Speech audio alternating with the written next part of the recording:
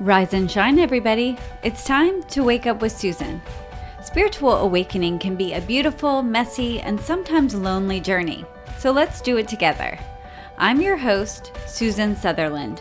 I'm an intuitive healer and spiritual mentor. We are all called to rise up above our conditioning and limiting beliefs and shine our light on ourselves and others. So let's get to it. Hello, family. Thanks for tuning in today. We are going to talk about self-talk. We've talked about it before. We've talked about affirmations. We've talked about positive mindset. And you know what? We're going to do it again because I really think it is the key component for changing your life. And also, I had a really fun experience I want to share with you about how this inner dialogue, how this inner world that we have is reflected in our outer world. So I've told you that your triggers are your teachers, and those harsh words that people say to you, the ones, if somebody says something to you and it's unkind or unfriendly, but it doesn't carry a charge, that's their shit, right? That's okay. Perhaps they're not very socially conscious. They're not very aware of how to interact. If it has a charge, it's meant for you. It is meant for you. So if you see life as cleaning your vessel, we are just trying to remove everything that we are not. And what we are is perfect, whole, and complete. What we are not is anything that makes you think you are less than that. Anything that makes you think you are less than a perfect spark of divine creation, all of that limitation, that's not what you are. And so we're here to find those limitations, find the fears and the self-doubt, the need for forgiveness of ourselves or others. We're here to just kind of clean that vessel up, like, oh, that doesn't belong in this, that doesn't belong in this. And so when you have interactions with others that do carry that charge, that hurt your feelings or make, the hair stand up on the back of your neck, that's meant to show you that you've missed a spot in your vessel. So I've used this example before, but it's an easy one because it really, it got me. It stuck me on what I was working on. And so my husband went on a business trip. And he was traveling with somebody who is very spiritual, very awakened, and a really sharp dude. And he was telling him about my podcast, and his response was, I only have a limited amount of time to listen. So I just really choose to listen to like Eckhart Tolle and, Michael Singer or some of the really big name, powerful spiritual teachers. And when he told me that, it hurt my feelings so bad. Like it got me, right? But it had nothing to do with this guy whatsoever. Nothing to do with him. Those were my feelings. Those were my self-doubts. Who is going to listen to me when there's all of these brilliant spiritual leaders in the world?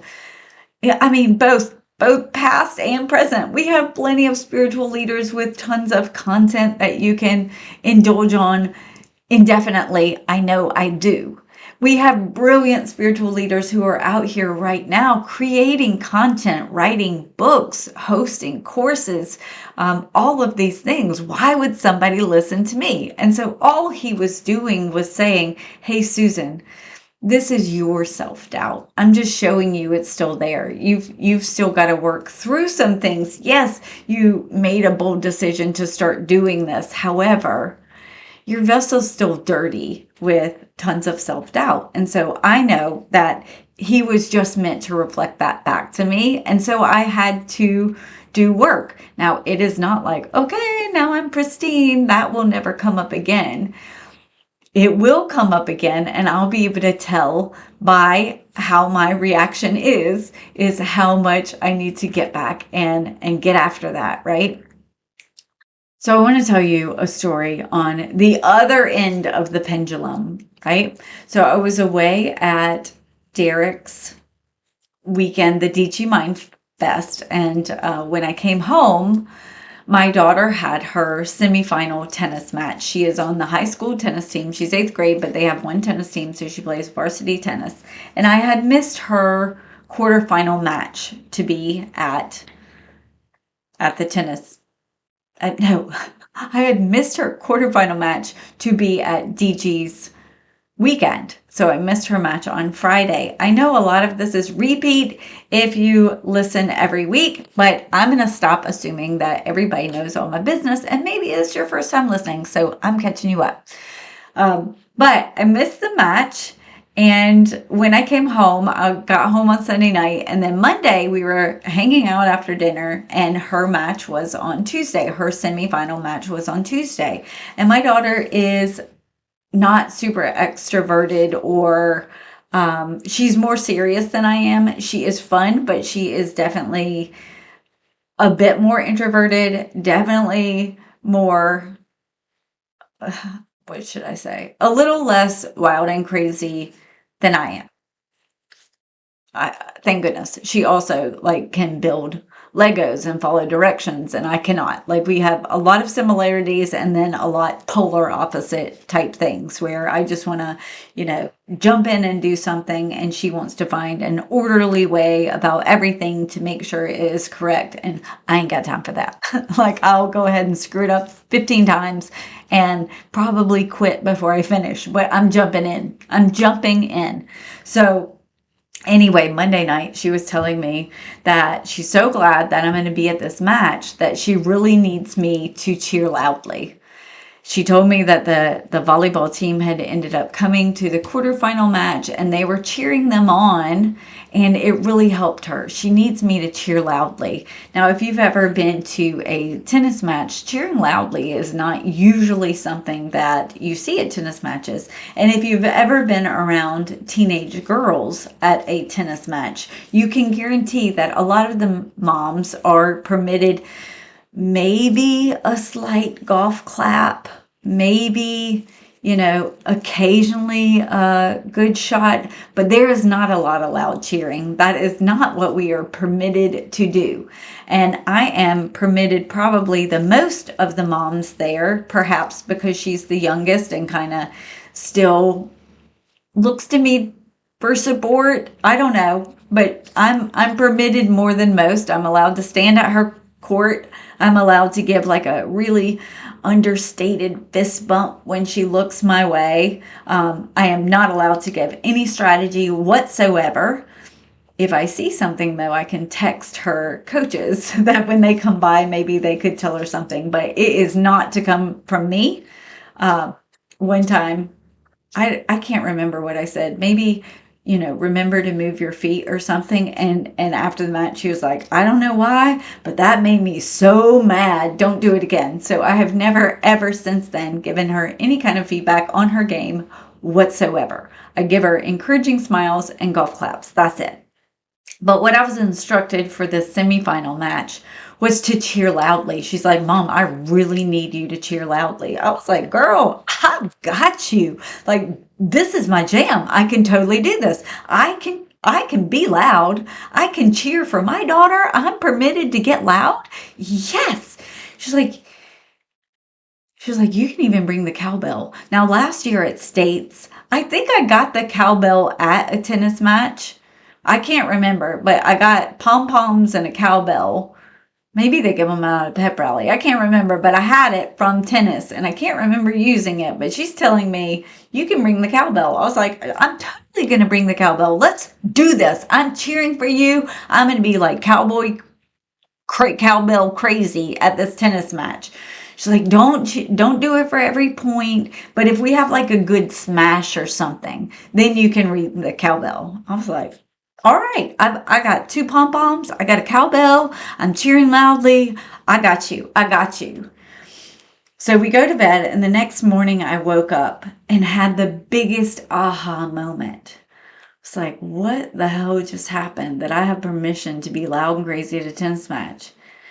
I had just gotten home from this weekend away where we are stepping into the next version of ourselves. We are letting go of the limitations, the last version that kind of They reach the level, they reach the pinnacle of where they can get, and now we have to release that version to step into the new version, right? And I told you, I was feeling good. I was feeling as authentically me as I've perhaps ever felt, because I was able to allow my personality, my humor, and my fun side come through, as well as my spiritual side. And I feel like a lot of my life I am compartmentalizing, like, okay, with these people it's okay to talk about this, with these people it's okay to be silly, with these people, and everything is just kind of, you know, I don't know.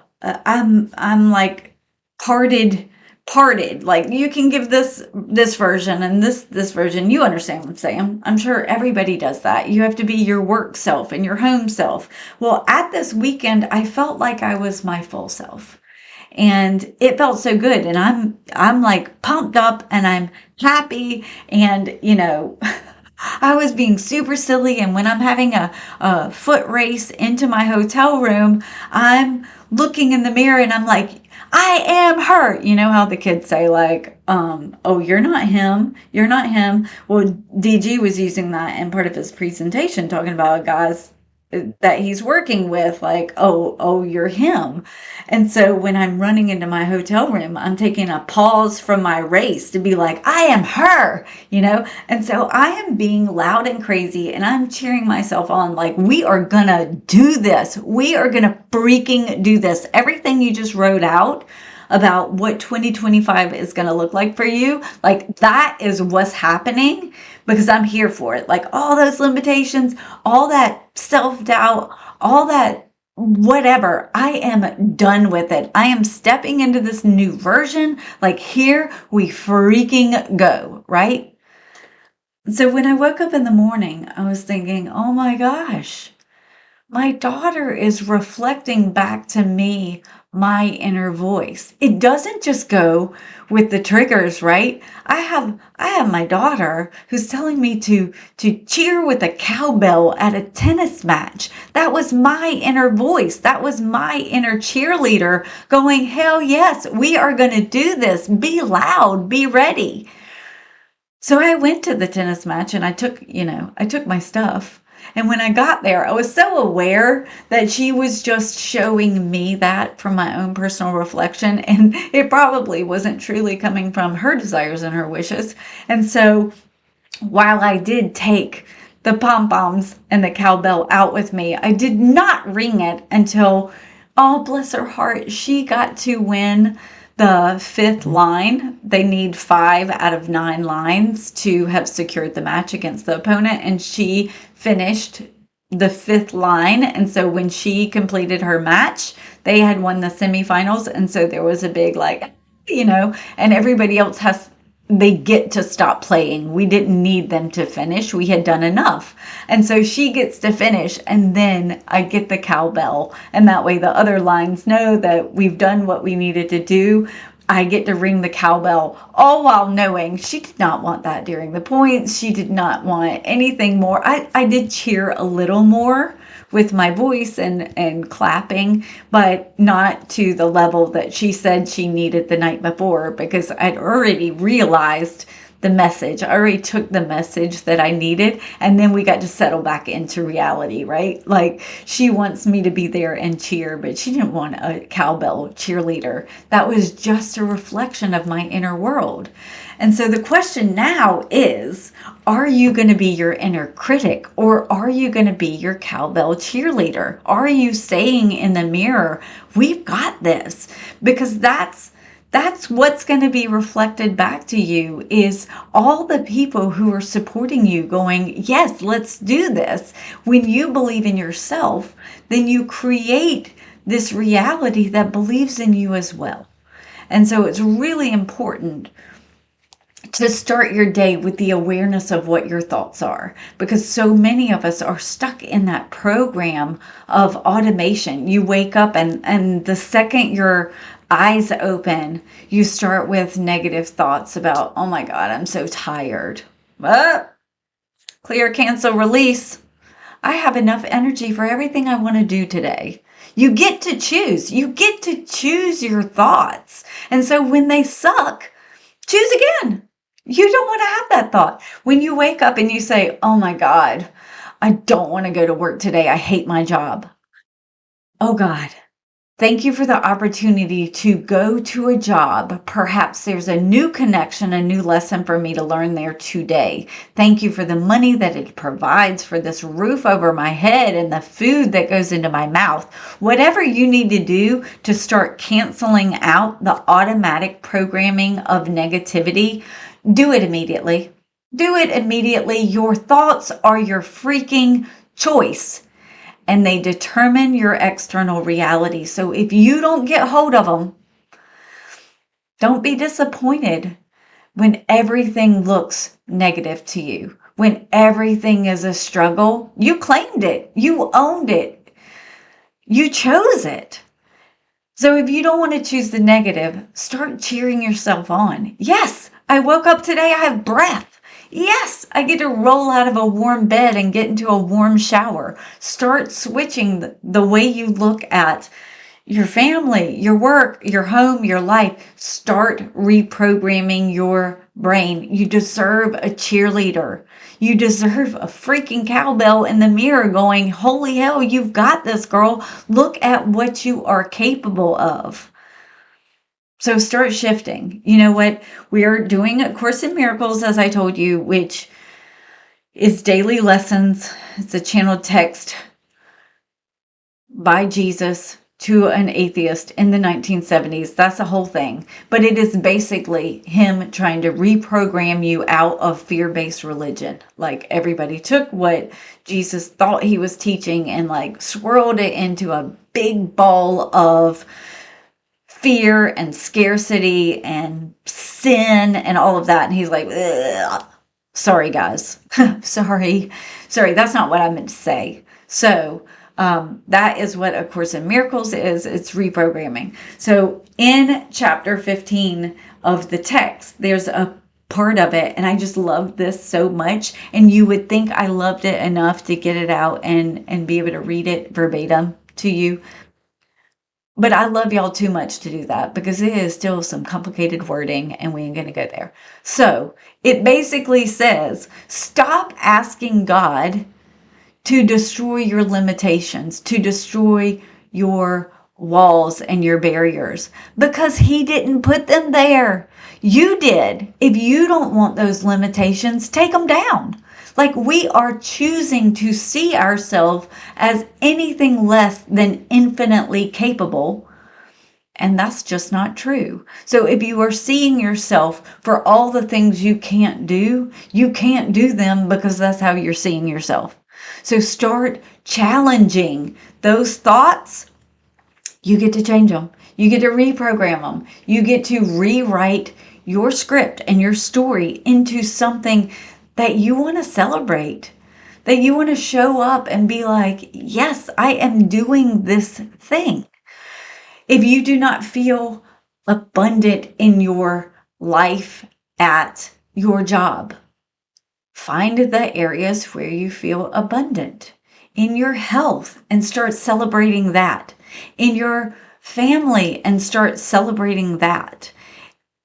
For whatever you see as lacking, stop thinking about it. Stop announcing your lack and limitation, and start celebrating the same feeling or aspect that you have in another avenue of your life. We do this in everywhere, in our relationships, in our money journey, in our purpose. If you like, oh, I'm struggling, I can't find my purpose. Did you have a conversation with a cashier? Can you find purpose in a conversation? Like, we put everything so outside of the moment that we have right now that we always are operating from a place of lack. So start focusing on what you have, what you can celebrate, what you want to cowbell cheerlead. like start looking at yourself as ways to pump you up.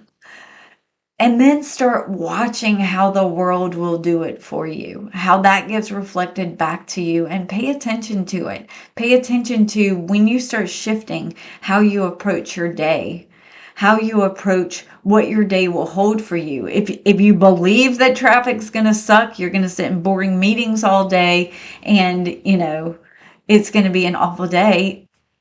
Well, okay, you chose it. That's the day you chose. Or you can shift it. I am in the car a lot.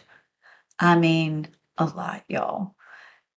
And I see it as my personal education time. I'm listening to books. I will not be caught complaining about my car time because it's opportunity that I get to share conversation with my kids, sometimes if they don't sleep, or to listen to a book, or to have one-on-one conversation with myself and my guides.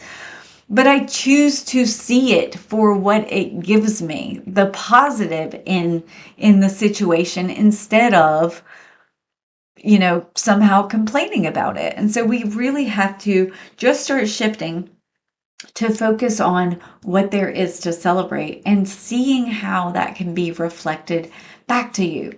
And when you start celebrating yourself, you start changing how, like, it is the intentional program rewriting of how you see yourself, how you see other people change too. You want to celebrate everything for them. It is so easy to start finding the really great things about people instead of what they lack, instead of their weaknesses, instead of the parts of your relationship that you might struggle with. It is so much easier to see what is there. So your assignment for this week is to find some new ways to cheer yourself on, to find all of the times when you are programming limitations into your day, when you are confirming self-doubt and limitations about who you are and what you're capable of. We're going to cancel all that out. We're going to start being our own cheerleader. Start talking yourself up. If you are looking in the mirror and finding your flaws, we got to stop it. We have got to stop it. So find the things that you can be grateful for, that find the things that you can celebrate. If you have the best right earlobe in the whole wide world and that's all you got, then that's all you look at. And you talk to your right earlobe and you celebrate that thing because it is beautiful. And if you can celebrate its beauty, you can start getting to where you can train yourself to find other things you love. And it's really important that that be your focus and not what you're lacking, not what you think that needs to be fixed. Because when you focus on something that needs to be fixed, you are amplifying the problem. When you focus on the good, you are amplifying the good. It's just how the universe works. It just is. So do not focus on that you wish weren't there. Don't focus on the parts of you that you would like to change. Focus on the parts of you that are amazing. Amplify that. And as you do that, as you shift how you talk to yourself, as you shift how you create your day, the other things will shift too.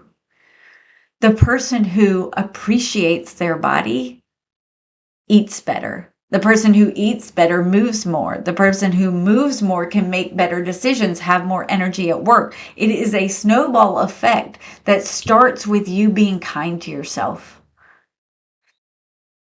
So that's the homework for this week. I'm not telling you to get a cowbell, but why the hell not? Why not stand in the bathroom and just give yourself a couple of jingles in the morning? Unless your husband or partner is sleeping. And then your day really might not start off the way you hoped. But you know what? Maybe that's a good way to wake up my kids next week, is to be like, look, this is the week we are cowbell cheerleaders. Normally they get a song, rise and shine and give God your glory. And they get it in the level of mood that I'm in and what kind of annoyance I think they require to get their butts out of bed. So maybe I'll add a cowbell. I'll let you know. Anyway, have a great week. Be so kind to yourself. And in doing so, you'll be so kind to others, and your whole world will just become a kind little happy place. Isn't that great? All right. Love you guys. Bye. So many of you click the link on my Instagram stories to get to the new episode, but sometimes I forget to post it. So go ahead and subscribe, and that way you'll be notified as soon as a new episode is posted, which right now is every Wednesday morning.